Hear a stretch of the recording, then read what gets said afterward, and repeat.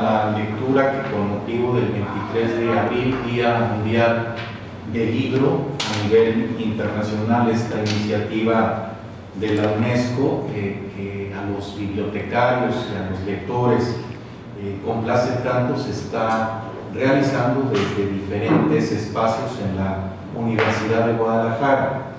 Les habla Sergio López Ruelas, director del Sistema de Bibliotecas de esta institución, y me voy a permitir dar inicio con la lectura de la obra que ha sido elegida este año para que las y los mexicanos celebremos al gran autor José Agustín y a su obra Ciudades Desiertas.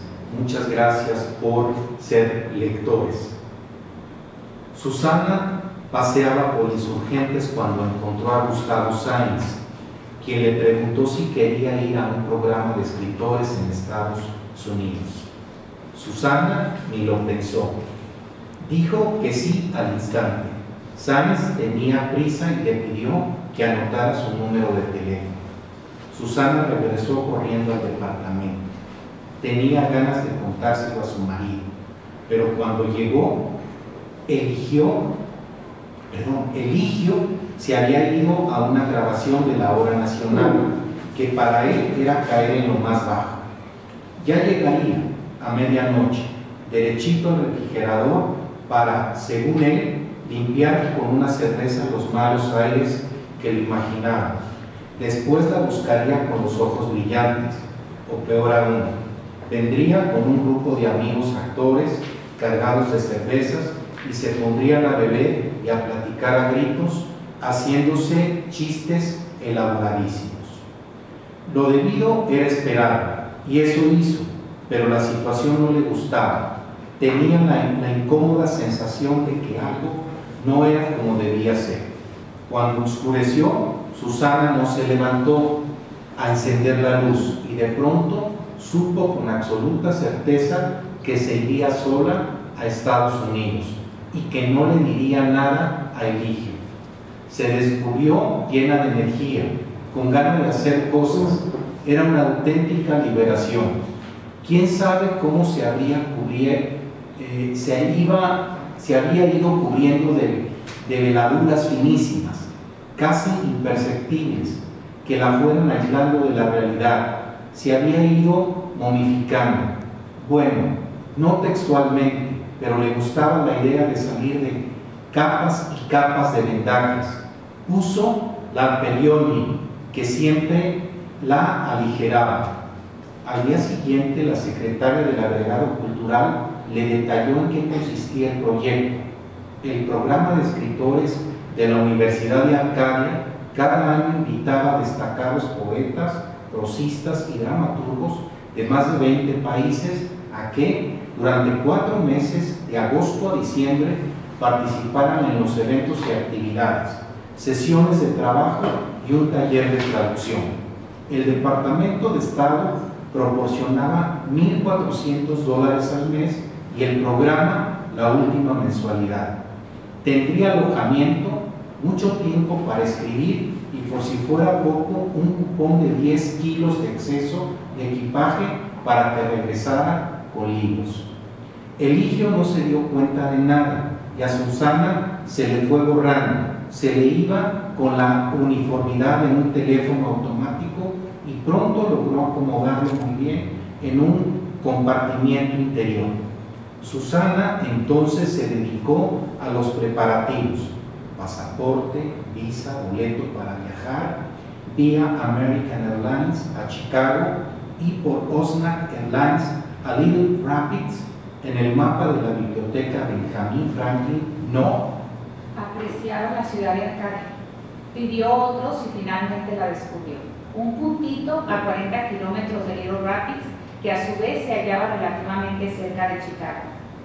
Una mañana de agosto, Susana se levantó muy temprano, se bañó y eligió sin prisa qué ropa ponerse. Eligió el saco de piel y pantalones vaqueros. Por suerte, Eligio se había ido a ver a sus papás en Chihuahua, así es que Susana estaba relativamente tranquila. Todo salió bien en el aeropuerto y en el avión. En Chicago, Los de migración la trataron fríos pero correctos y en la aduana prácticamente no revisaron su equipaje. La forma oficial que la presentaba como visitante internacional le facilitaba todo. Cambió de avión y llegó a Lord Rapids una tarde soleada y calurosa. Allí la esperaba Becky, una muchacha fría y locuaz, de grandes anteojos y cordialidad envuelta para regalo. Y Elijah, un joven recién desempacado de la adolescencia, de cara redonda, gafas también y sonrisa inalterable. The kid could kind who is been to college too, diagnosticó Susana. Las declaraciones no son asunto de broma. Becky decidió que el hetero intrigaba a Susana y le explicó que después de numerosos secuestros de aviones, las autoridades habían colocado esos aparatos para... Sí, ya lo sé, le tuvo que decir Susana. Bien, continuó Becky mirándola fijamente. A cada viajero se le pregunta si no lleva armas de fuego y nunca faltan los bromistas. Me temo que por lo general gente de nuestro programa que dice que sí. Agentes de seguridad se los llevan y los hacen pasar por un muy mal rato. Susana prefirió ignorar esas turbulencias y gozar el aeropuerto, que no era impersonal como el de Chicago, sino pequeño, con mucha madera, luces indirectas y atmósfera de película de Greta Garbo. Pero lo que en verdad le impresionó fue el campo. En una vieja camioneta avanzaron por una extensión plana con un horizonte casi horizontal, como en el mar. Nada de eso tenía que ver con México. Allí estaban las casitas copiadas de cuadros de Andrew Wright, edificios desfachadamente simbólicos con su forma de obelisco blindado o faro mintificado. Y Becky, quien claramente llevaba riendas férreas sobre ella, le explicó que eran graneros, o sea, sitios para almacenar granos. No me digas, la interrumpió Susana, quien agregó, en México he visto unos graneros bien curiosos en forma de tienda india. Están abiertos al público, concluyó Becky. Becky le pidió que tuviera cuidado. Acaba de pronunciar la palabra público como si fuera público y no queremos consentirnos esas cosas, ¿verdad? De pronto, Susana se quedó pasmada cuando vio venir en sentido contrario una casa de madera con todo y porche, sótano y mosquiteros. La llevaba un trailer chato que en segundos se volvió un manchón de rayas con todo y casa junto a ellos. Susana los vio desaparecer velozmente en la recta de la carretera. Pronto solo eran una mancha a lo lejos y la incómoda posibilidad de que todo hubiera sido una alucinación. Becky la veía de reojo y sonreía sardónica. Esas miradas oblicuas de Becky no le parecieron buen auspicio a Susana, pero su ánimo se despejó cuando entraron en la ciudad de Arcadia. Allí las colinas eran un alivio después de la planicie anterior. Había un río ancho, apacible, de largas curvas, aguas chocolatosas y muchos sauces llorones. Junto al río, un parque se abría en veredas con gente que paseaba, oía música y trataba con ropa guanga y demás parafernalia llovística. Habían llegado al edificio típico donde Susana viviría los siguientes meses. En realidad, pensó, era un inmenso alojamiento para estudiantes de mediana categoría. Vio tras el lobby grandes salones y un fragmento del cuarto de las máquinas de refrescos, cafés, cigarros, dulces, botanas, periódicos. Solo faltaban, pensó, que Eligio pensaría, las máquinas de frascos de alcohol y de cervezas, to beer or not to beer. Pero por ningún motivo quería pensar en Eligio, ¿verdad? Elijah se perdió en los salones que más parecían páramos alfombrados. Y Becky, siempre con mucha prisa, recogió una llave de la administración y llevó a Susana al 8º piso, a un departamento minúsculo, una recamarita desnuda con vista al río. Eso sí, aunque las ventanas eran demasiado altas. ¿Para qué suicidarse? Costara algún trabajo. Susana juzgó que lo único decente allí, una verdadera monada, era una silla de director color naranja. Sin embargo, en ese momento, un hombre enorme, velludo y casi albino, recogió la famosa silla del director.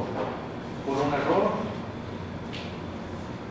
habían dado ese cuarto al gigante albino, pero este ya había acabado de mudarse. Era polaco y se llamaba Sloan. Era tan distinto físicamente a todos los hombres que había conocido que al instante le resultó muy atractivo. Becky, con una sonrisa casi coqueta, pastoreó al polaco, quien se llevó su preciada silla. Becky le explicó que tendrá que compartir el baño y la cocina desayunador con la escritora vecina. Abrió una puerta y, en efecto, ahí vieron a dos mujeres en una mesa plástica estilo cafetería. Joyce, una sudafricana bajita y rechoncha, cuarentona, encendió un cigarro con la colilla del anterior. Altagracia, una filipina joven, muy delgadita, se rió maliciosamente. «Oye, no fumes tanto», dijo, «aquí no les gusta». Becky se puso seria, pero no perdió la serenidad. «Mira, Joyce», sentenció, «no dejes que nadie te diga lo que tienes que hacer». «Entonces tú tampoco le digas lo que tiene que hacer», intervino Altagracia. «Es cierto que pocos de nosotros fumamos», continuó Becky, imperterrita, «pero si tú quieres hazlo, es tu salud y tu dinero lo que está en juego». Altagracia, con una risita, encendió un cigarro. Y Susana, al ver la situación, encendió otro, mirando con simpatía a las compañeras. Becky les dedicó una sonrisa paciente y dijo a Susana que, si quería, podía irse a descansar o podía seguir conversando allí, pero les suplicaba que fueran al banco y a la compañía de teléfonos antes de que cerraran. De allí, inmediatamente se dirigían a la casa de Ricky y Gwen, los directores del programa. Habían regresado al cuarto de Susana cuando Elihan llegó, cargando una televisión. Como no encontró dónde ponerla, la dejó en el suelo, la conectó, la puso a trabajar y vio las imágenes con una amplia sonrisa. ¿Y eso?, preguntó Susana, fría. «Es una televisión», dijo Becky. «Claro, pero ¿qué hace aquí?» «El programa proporciona aparatos televisores a todos los participantes, pero yo no quiero una televisión. Jamás he tenido una y no creo que me vaya a volver adicta nada más porque vine a Estados Unidos. De cualquier manera, sugeriría que te quedaras con ella. Quizá te sea útil en algún momento de hastío». «No es necesario», insistió Susana. «Es mejor que se la lleve. No la quiero». «En ese caso», respondió Becky, yendo a la puerta, «la dejaremos allí. Y si no quieres verla, simplemente no la enciendes y ya». En el elevador, Becky presumía de que el Kitty Howard tenía jacuzzi, sauna, alberca cubierta, «Vas a poder nadar cuando afuera esté nevando. ¿No es maravilloso?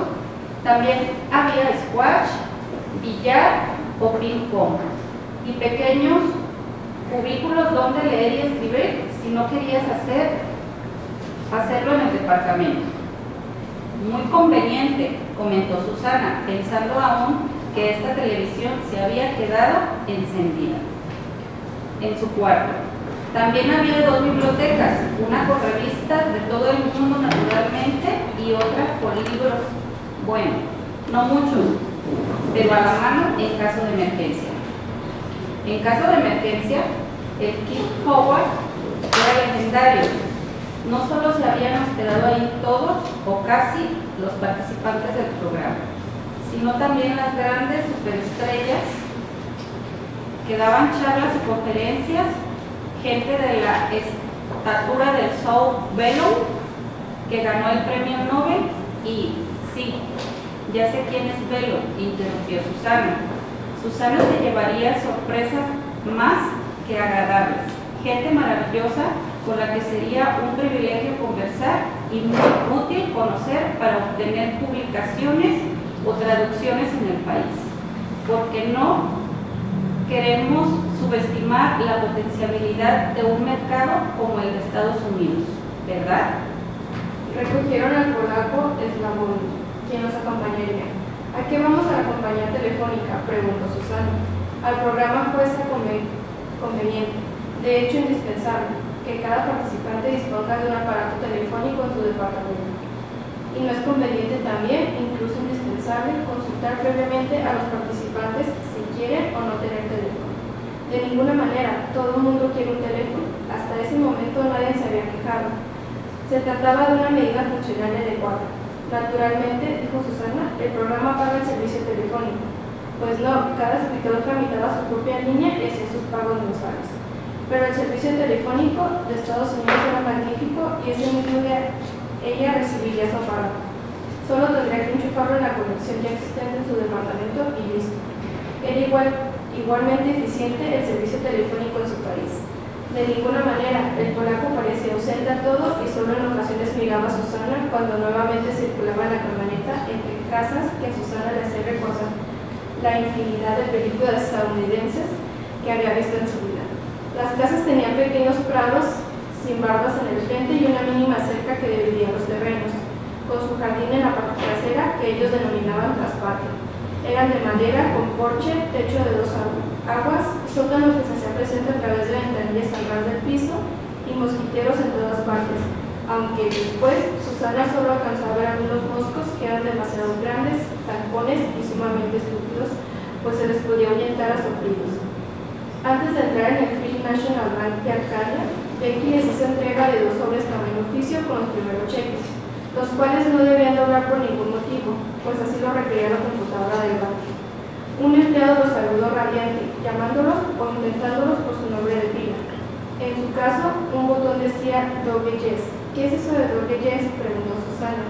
El polaco se había despatarrado en un sillón y veía todo con desprecio. Es el nombre de nuestro equipo de fútbol, explicó el empleado. No es uno de los mejores del país y por eso tratamos de apoyarlo todo lo que podemos. Sacó papeles, anotó datos, hizo viajes a las cajas y regresó con unas chequeras provisionales y les avisó que en una semana recibirían por correo sus chequeras personalizadas. ¿Personalizadas?, preguntó Susana. El polaco solo ponía, respondía lo indispensable y firmaba los papeles que le ponían enfrente. ¿Quiere decir?, replicó Becky con aire casual, que son cheques que tienen incluso otro nombre. Dirección y número telefónico. Muchos de los participantes nos han escrito que las chequeras han sido un recuerdo emotivo cuando regresan a sus patrias. No es posible, pensó Susana. Preguntó si era obligatorio abrir cuentas bancarias. Definitivamente, respondió Becky. Es peligroso circular por las calles con dinero en efectivo. ¿Y es necesario abrir la cuenta precisamente en ese banco? De ninguna manera, porque los había llevado allí entonces, porque el programa siempre había recibido un servicio magnífico en el First National, pero si Susana lo juzgaba conveniente, podía cambiar su cuenta a otro banco, aunque ella alentaba a que no lo hiciera, ya que tener las cuentas de los participantes en el First National facilitaba la organización. De la compañía telefónica enfilaron a la casa de los directores del programa, muy cerca de Kitty Hawk. Susana descansó cuando dejó de ver de cerca la cara de Becky y pudo concentrarse. En cambio, en las de los compañeros que estaban allí, todos habían llegado ese mismo día: 4 chinos, una mujer y 3 hombres, un poeta rumano, un bengalí, un mensajista de Sri Lanka y un poeta islandés. Becky llevó a todos a la terraza, espléndida, con su vista al río y al parque de la ciudad. Hacía calor y el hija apareció con botellas de vino, latas de cerveza, café, refrescos, buenos trozos de queso, postres salmanos, cacahuates sazonados, semillas de girasol, nueces de la India y pistaches. Los escritores no hablaban entre sí, sospechaban a los demás y procuraban adoptar cosas interesantes y importantes. Deambulaban en torno a la mesa de madera para tomar, como quien no quería la cosa, trozos de queso y puñados de cacahuates. Por último, llegó Gwen, la directora del programa, una china delgada y de mirada inteligente. Se acomodó en una pequeña silla de madera y les dedicó un discursito. El programa había sido dirigido desde siempre por Rick, su marido, pero últimamente este había sentido fatiga.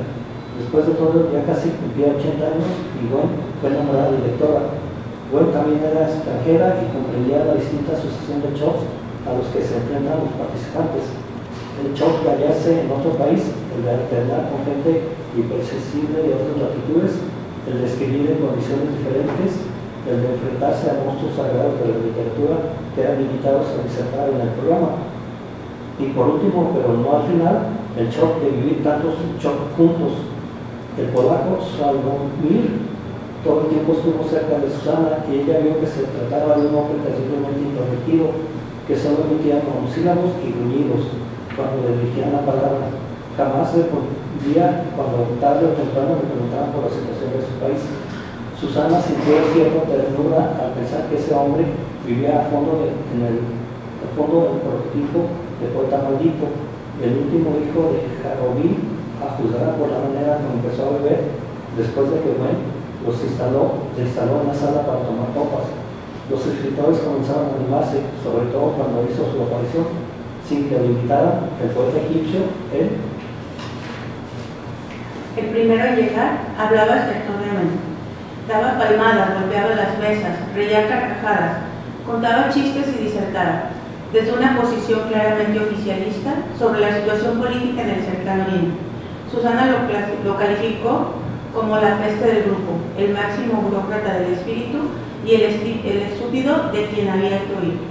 Los chinos formaban un bloque hermético, todos eran de Taiwán o de Hong Kong, todos silenciosos, discretos, sonreían suavemente y se perdían en largas conversaciones con Wen, quien los trataba con evidente cariño. El rumano quiso conversar con el polaco, pero hicieron cortocircuito casi al instante. Así es como uno continuó en el mutismo junto con Susana y el otro se fue con los ruidosos, que eran el viejo Rick, el islandés, el egipcio y el académico de Sri Lanka, alto funcionario de la Universidad de Colón. Había ido al programa con toda su familia, esposa y 6 hijos, que en ese momento veían televisión en el sótano, porque la televisión, como se sabe, es un gran auxiliador de los padres que no encuentran o no quieren gastar niñera, dijo Rick entre carcajadas. Becky regresó al poco rato con 2 muchachas del taller literario de la universidad. Aparecieron también John y Miriam de Goa, que habían llegado de Arcadia como todos y que se las habían arreglado para quedarse en Estados Unidos con una chamba del programa. Pero eso era algo increíblemente difícil de conseguir, avisó Rick, por si a alguno de los presentes ya se le había ocurrido tratar de quedarse definitivamente en este gran país. Con ellos también apareció otro participante más, que acababa de llegar en el último vuelo, era Edmundo, un novelista peruano muy flaco, alto y destentado, con lentes de John Lennon y bufanda. A pesar de que no hacía el menor frío, después de saludar a los presentes, el peruano se colocó junto a Susana, con quien podía hablar español. Conforme bebía, los ojos del polaco eran cada vez más opacos y despreciativos. Parecía que en cualquier momento haría algo terrible, pero nunca hizo nada, y Susana solo le dedicó miradas ocasionales, familiares casi, cuando hablaba con el mundo, quien comía poco, pero bebía mucho. Había vivido un tiempo en la Ciudad de México y le habló a Susana de los amigos que había hecho allá. Pero eran escritores muy dudosos, juzgó Susana, gente que no era bien vista en el medio intelectual por su falta de refinamiento y su enfermizo interés en cuestiones políticas. La máquina de escribir como fusil y vulgaridades de ese tipo. De pronto, el egipcio sorprendió a todos cuando, en la sobremesa, improvisó un poema compuesto unos momentos antes, en el que las paredes del medio oeste eran oasis de cultura y espiritualidad. Ricky aplaudió y felicitó a gritos al egipcio. El rumano no quiso quedarse atrás y ahí mismo improvisó otro, aún más servil que el anterior. Elija y el cocinero de Hong Kong llenaron los vasos y sirvieron café y metaxa, lo cual permitió una breve disertación de Ricky sobre las bondades de la cultura griega. Él no podía aspirar al rango de helenista, pero indudablemente Grecia estaba en su corazón. El egipcio retomó la palabra para rememorar sus viajes por las islas griegas y sus estudios en Alejandría. El rumano lo interrumpió, pero solo para devolverle la palabra a Rick, con lo que se ganó la estimación instantánea de este y la animosidad de los demás. Rick quiso saber quiénes lo acompañaban en el juego dominical de fútbol, algo que no debían perderse porque era el rito de fertilidad y o fecundidad del país. Nadie estaba obligado a asistir, pero las entradas eran sumamente caras. El programa había hecho un esfuerzo especial y compró boletos. siempre les apartaban localidades privilegiadas. Además, la pequeña ciudad de Arcadia apoyaba reverentemente a sus Dog-Eyes y ya se habían agotado los boletos de toda la temporada. La mayoría, intimidada, accedió a acompañar a Rick al fútbol y Becky, para romper la vaga incomodidad que surgió, dijo que ya había llegado la mayor parte de los participantes. Solo faltaban 10, pero se les esperaba en los siguientes 2 días. En este momento a los presentes se les había entregado un folder abultado con mapas e información de medios de transporte y sitios de interés. Por último, malas noticias y buenas noticias. Las buenas primero. A partir del día siguiente podrían ir a las oficinas del programa en la universidad, pues allí encontrarían todo un cuarto lleno de libros excelentes que podían llevarse gratis. Pueden tomar todos los que gusten, intervino Rick. Esos libros son cortesías que desde muchos años antes las editoriales más importantes del país ofrecen al programa. No sean tímidos. Llévense los que quieran, es una oportunidad imperdonable. Eso dijo textualmente. Sepan además que no son libros de bolsillo, no, sino ediciones de pasta dura, o sea, las más caras. Cada libro en librerías cuesta de 15 a 30 dólares y algunos mucho más, 50 o 100. Son ediciones lujosas para coleccionistas. Las malas noticias ahora, dijo Becky con una sonrisa que indicaba que las malas no eran sino que bien vistas, no solo eran buenas, sino muy buenas. El viernes siguiente, o sea, en 3 días, se iniciaría formalmente las actividades del programa con una sesión en el Kitty Hawk. Contarían con la presencia de un viejo y querido ex participante, el islandés, quien daría una charla para romper el hielo y para que todos vieran que las presentaciones, que por supuesto no eran obligatorias, en realidad eran cordiales, informales, entre amigos. Es muy importante, dijo Wendy, subrayar que el programa se ha ocupado en organizar eventos novedosos y estimulantes como mesas redondas, para que la estancia de todo huésped sea lo más provechosa. Sin embargo, es cierto que nadie está obligado a asistir a ninguna de las actividades. No debe olvidarse que el fin principal del programa consiste en estimular la creatividad. Así es que si acaso alguien es poseído por las musas o tacleado, Romeo del mundo, es decir, si desean quedarse en casa a escribir o simplemente a disfrutar el ocio creativo, por supuesto que pueden y deben hacerlo. Todos nosotros los extrañaremos y algo se perderán los tacleados por la musa. Es verdad, rugió Rick, sirviéndose un enísimo Jack Daniels. No dejen de asistir a las actividades, esta oportunidad no se repetirá. Deben saber que el programa solo en contadas ocasiones y en casos sumamente especiales vuelve a invitar a los viejos amigos otra temporada. No porque no queramos volverlos a ver, pero ustedes saben que en estos días más que nunca el costo de este programa es muy alto y a pesar de que el Departamento de Estado y numerosas instituciones privadas facilitan la invitación de todos ustedes, tanto mi esposa, Gwen, como yo luchamos duro por conseguir dinero de todo aquel que se dé. Tengo que decirles que Ricky es simplemente maravilloso persuadiendo a empresas y a gente rica a que haga sustanciales aportaciones al programa, interrumpió Gwen. Realmente el programa le debe todo a Rick, aunque haya quien lo olvide. Gracias a su prestigio internacional ha logrado que mucha gente colabore en nuestros gastos. La verdad, agregó Rick, es que yo estoy viejo y si muchos años a mí me correspondió la responsabilidad de obtener el financiamiento de este generoso programa, ahora mi esposa, esta gran mujer china y universal, es quien merece la gratitud de ustedes. Los costos para traerlos desde distintas partes del mundo son alarmantes, pero nosotros siempre hemos creído que los innumerables esfuerzos que tenemos que llevar a cabo bien vale la pena. Claro, exclamó el egipcio y propuso un brindis. El vino había circulado tan generosamente que todos gustosos alzaron su copa y brindaron por el éxito de esa promoción de participantes. Todos salieron muy eufóricos. Solo los chinos hicieron su grupo y se adelantaron. Los demás bajaron junto en el monte y rechazaron el ofrecimiento de Beck y de Ricky de llevarlos. Cantaron durante el trayecto, sumamente extravagante, y cuando llegaron al Kitty Hawk, Job y Miriam, que a Susana le cayeron bien, les invitaron a tomar otra El de la pareja, aunque pequeño, si era un departamento, tenía algo que podía considerarse la estancia y comedor y un par de recámaras. El egipcio, entre risotadas, reveló que había pedido prestado una botella de Metaxa de casa de Ricky y de Gwen. Y ante esa confesión, el peruano Edmundo le dijo que él también, camuflajeándolo con su bufanda, había expropiado un fresquillo de Jack Daniels que en lo personal no le había parecido nada mal. John y Miriam vinieron a la cabeza con una cara de eran estos escritores. Al poco rato llegaron a Altagracia, la Filipina y Brian, un judío que estudiaba en Estados Unidos.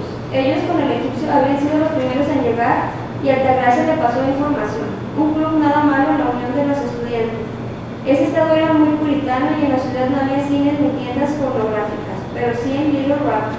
A media hora de allí lo que sí había eran clubs gay. Las bebidas alcohólicas se vendían solo en tiendas del estado, que en Arcadia eran dos, ambas muy lejos porque ninguno de ellos tenía más vehículos que los del programa. La tienda continuó el romano, cuyas gordas mejillas rojizas indicaban que sabía que hablaba, y están ahí en el centro comercial que la gente aquí llama The Mall. No Mall, sino The Mall, le había corregido Becky a Altagracia. Todos rieron y le hicieron chistes a Becky y a su manía de corregir la pronunciación, aunque procuraron ser un tanto cautelosos. En realidad no confiaba en nadie, y menos en John y Miriam. John era muy servicial y se la pasaba dando vueltas al cuarto donde dormían sus hijos. Altagracia propuso que siguieran la fiesta en sus instalaciones. Con un ánimo expansivo, juzgó Susana, todos subieron al cuarto de la Filipina y se acomodaron en la cocina desayunadora.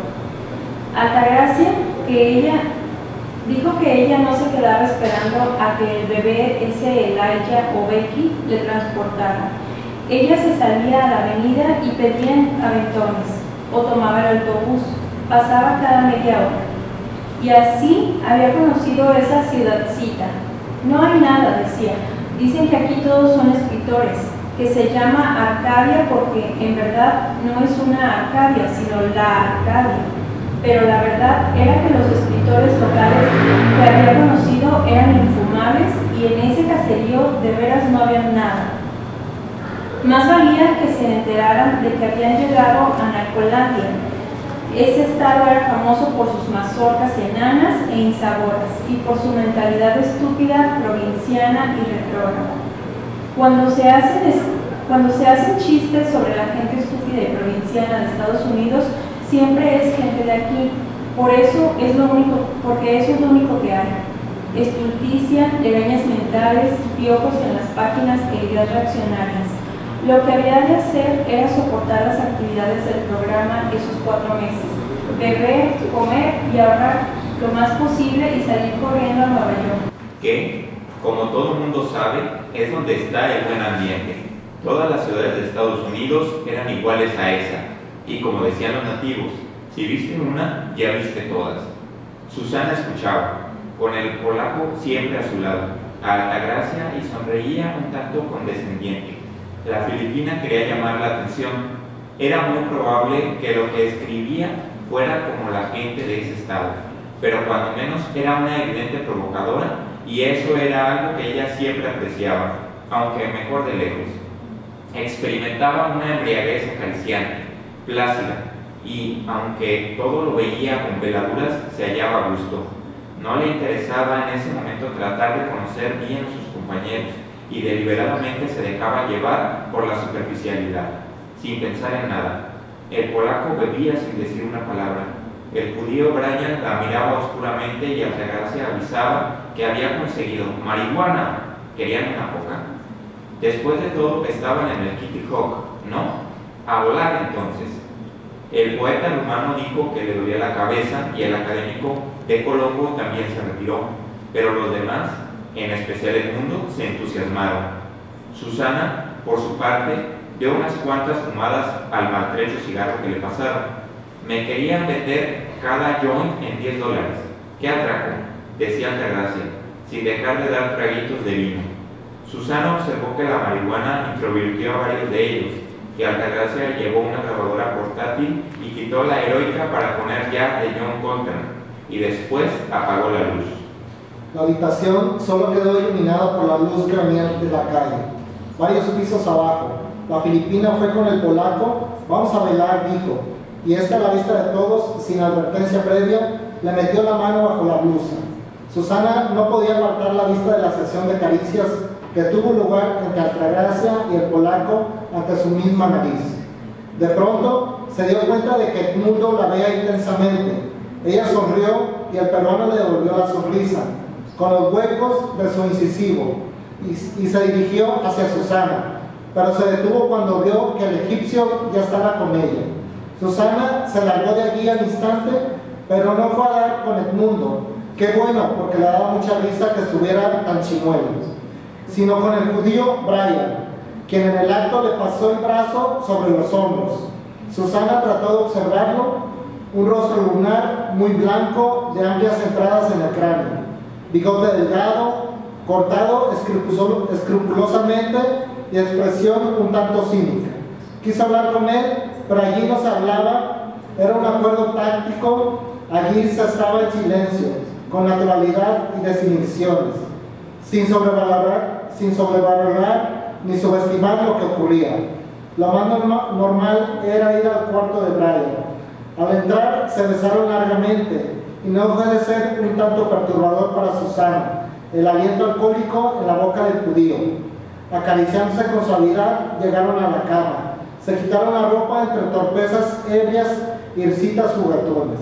Susana pensó fugazmente que no se había acostado con nadie desde la última vez que lo hizo con Eligio, pero habría que ahuyentar esas ideas y por eso tomó la iniciativa y se acomodó firmemente sobre el miembro del judío.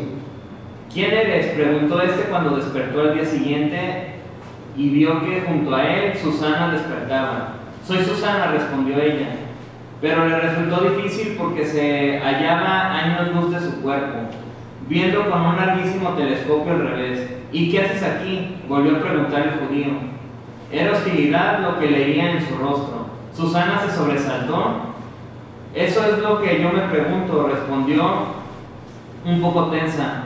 Bueno, Susana, dijo Brian, con una sonrisa siniestra, tono casual. Realmente no sé cómo te arreglaste para meterte en mi cama, pero no pienses que esto se va a repetir. A mí no me gustan estos jueguitos estúpidos como a ti y a Altagracia.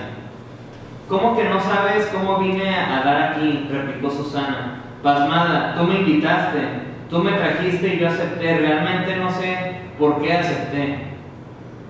Por estúpida, naturalmente, pero despreocúpate, no me gustan los retrasados mentales. El judío le dio la espalda, volvió a cubrirse con las trazadas y musitó, lo suficientemente fuerte para que se oyera. Chavas pendejas. Eso verdaderamente desquició a Susana. Jamás en su vida había encontrado a alguien que la tratara así, y menos después de hacer el amor. Se vistió con rapidez, furiosa. El judío Brian se había vuelto boca arriba y acabó colocando una almohada sobre su cara. Después la alzó un poco para decirle: lárgate pronto y cierra bien la puerta. No es posible, pensó Susana, cuando su pie se alzaba y caía con fuerza en él debajo del vientre de Brian. Lo dejó revolcándose de dolor, mascullando insultos de todo tipo, y se fue a su cuarto, donde lo primero que hizo fue darse un buen baño, porque verdaderamente le encrespaba la idea de tener dentro de sí cualquier residuo de líquidos seminales del judío. Se lavó con gran meticulosidad y se prometió comprar una bolsa de lavado vaginales. En realidad, Brian no le había gustado tanto. ¿Cómo había podido ocurrir todo eso? Terminó de arreglarse y pensaba en desayunar. ¡Qué hambre tan terrible! Cuando sonó el teléfono, era Becky. Se hallaba en el lobby para ir al supermercado. Susana le explicó que no había comido nada. ¿Y no has desayunado? ¿A las 11 de la mañana? Bueno, naturalmente eres libre de hacer lo que gustes, pero yo te recomendaría que en esta ocasión nos acompañes. La próxima salida de compras será en 4 días. Susana cerró los ojos y en su pensamiento maldijo repentinas veces a esa gringa miserable. ¿Estás ahí, Susana? Sí, aquí estoy, respondió ella. Ahora bajo, espérame.